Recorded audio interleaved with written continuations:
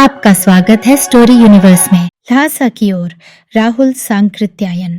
क्या आपने कभी सोचा है कि नेपाल से तिब्बत का सफर कितना रोमांचक और खतरों से भरा हो सकता है? राहुल सांकृत्यायन की यह कथा न केवल एक यात्रा का वृत्तांत है, बल्कि तिब्बती संस्कृति, रीति रिवाज और वहाँ की सामाजिक व्यवस्थाओं का जीवंत चित्रण भी करती है। राहुल सांकृत्यायन, जिन्हें यात्राओं का महात्मा कहा जाता है, ने अपने जीवन काल में एशिया और यूरोप के कई देशों की यात्रा की और अपनी लेखनी के माध्यम से हमें उन स्थानों की गहराइयों तक ले गए। इस कहानी में हमारे नायक एक परित्यक्त चीनी किले में रुकते हैं, जहां वह तिब्बती समाज की खुली मानसिकता और अतिथि सत्कार का अनुभव करते हैं। लेकिन क्या यह यात्रा इतनी सरल हो सकती है? उन निर्जन पहाड़ियों में डाकुओं का खतरा, अत्यधिक ऊंचाई पर सांस लेने की मुश्किलें और तिब्बती चाय की विशिष्टता, इन सब की झलकियां इस यात्रा को और भी रोमांचक बनाती हैं। क्या आप इस साहसिक यात्रा के हर मोड़ पर अपने नायक के साथ रहना चाहेंगे? क्या आप जानना चाहेंगे कि उन ऊंचाइयों पर जीवन कितना कठिन और जोखिम भरा होता है? तो चलिए शुरू करते हैं। वह नेपाल से तिब्बत जाने का मुख्य रास्ता है। फरी कलिंगपोंग का रास्ता जब नहीं खुला था, तो नेपाल ही नहीं, हिंद फस्तान की भी चीजें इसी रास्ते तिब्बत जाया करती थीं। यह व्यापारिक ही नहीं, सैनिक रास्ता भी था। इसीलिए जगह जगह फौजी चौकियां और किले बने हुए हैं, जिनमें कभी चीनी पलटन रहा करती थी। आजकल बहुत से फौजी मकान गिर चुके हैं। दुर्ग के किसी भाग में, जहां किसानों ने अपना बसेरा बना लिया है, वहां घर कुछ आबाद दिखाई पड़ते हैं। ऐसा ही परित्यक्त एक चीनी किला था। हम वहां चाय पीने के लिए ठहरे।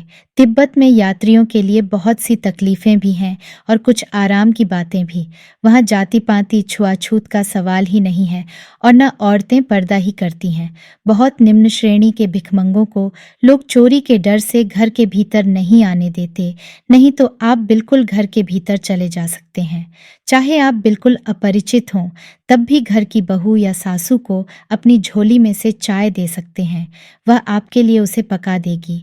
मक्खन और सोडा नमक दे दीजिए, वह चाय चौघी में कूट कर उसे दूध वाली चाय के रंग की बना के मिट्टी के टोटीदार बर्तन खोटी में रख के आपको दे देगी।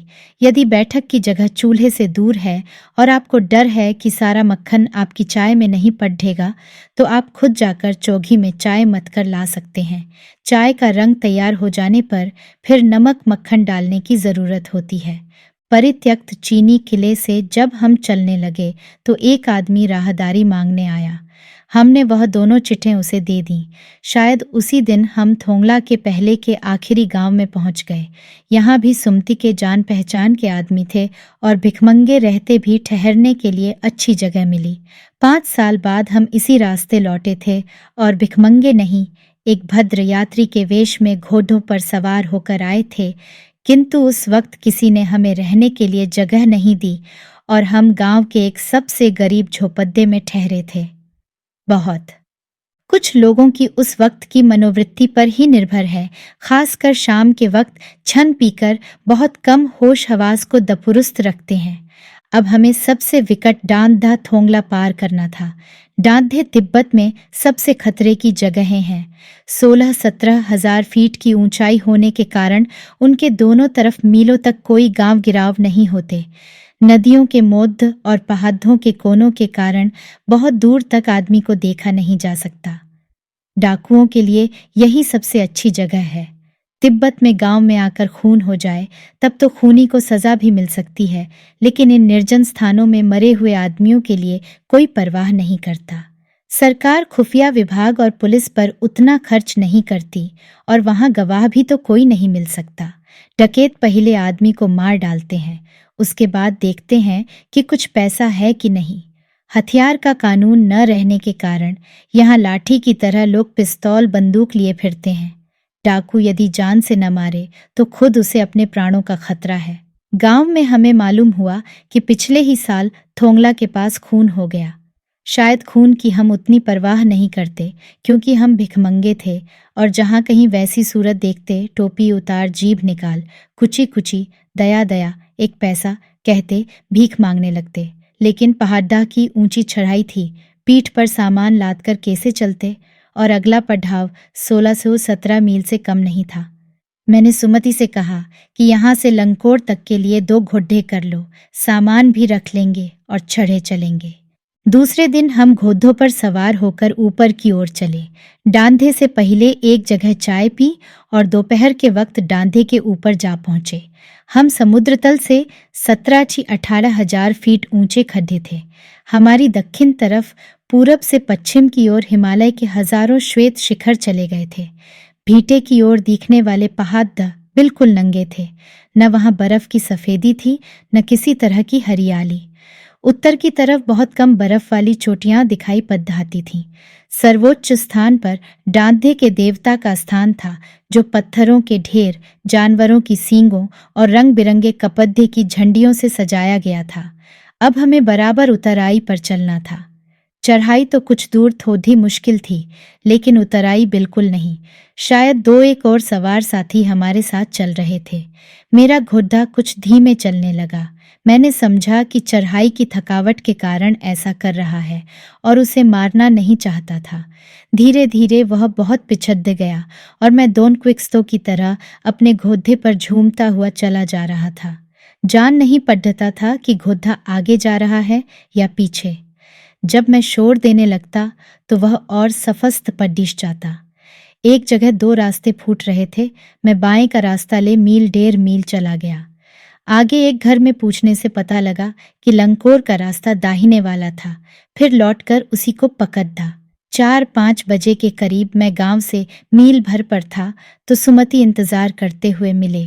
मंगोलों का मुंह वैसे ही लाल होता है और अब तो वह पूरे गफस्से में थे।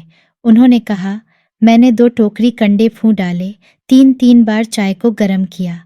मैंने बहुत नरमी से जवाब दिया, लेकिन मेरा कसूर नहीं है मित्र, देख नहीं रहे हो कैसा घोड़ा मुझे मिला है। मैं तो रात तक पहुंचने की उम्मीद रखता था। खैर, सुमति को जितनी जल्दी गुस्सा आता था उतनी ही जल्दी वह ठंडा भी हो जाता था। लंकोर में वह एक अच्छी जगह पर ठहरे थे। यहाँ भी उनके अच्छे यजमान थे। पहले चाय सत्तू खाया गया, रात को गर्मागर्म थुक्पा मिला। अब हम तिंगरी के विशाल मैदान में थे, जो पहाड़ों से घिरा टापू सा मालूम होता था, जिसमें दूर एक छोटी सी पहाड़ी मैदान के भीतर दिखाई पड़ती है। उसी पहाड़ी का नाम है तिंगरी समाधि गिरी। आसपास के गांव में भी सुमति के कितने ही यजमान थे। कपड़े की पतली पतली चिड़ी बत्तियों के गंडे खत्म नहीं हो सकते थे, क्योंकि बोध गया से लाए कपड़े के खत्म हो जाने पर किसी कपड़े से बोध गया का गंडा बना लेते थे। वह अपने यजमानों के पास जाना चाहते थे। मैंने सोचा यह तो हफ्ता भर उधर ही लगा देंगे। मैंने उनसे कहा कि जिस गांव में ठहरना हो उसमें भले ही गंडे बांट दो, मगर आसपास के गांवों में मत जाओ। इसके लिए मैं तुम्हें ल्हासा पहुंचकर रुपये दे दूंगा। सुमति ने स्वीकार किया। दूसरे दिन हमने भरिया ढूंढने की कोशिश की, लेकिन कोई न मिला। सवेरे ही चल दिए होते तो अच्छा था, लेकिन अब 10-11 बजे की तेज धूप में चलना पड्डीडीएच रहा था। तिब्बत की धूप भी बहुत कड़ीढ़ी मालूम होती है। यद्यपि थोड़ीधे से भी मोटे कपड़ीढ़े से सिर को डांक लें तो गर्मी खत्म हो जाती है।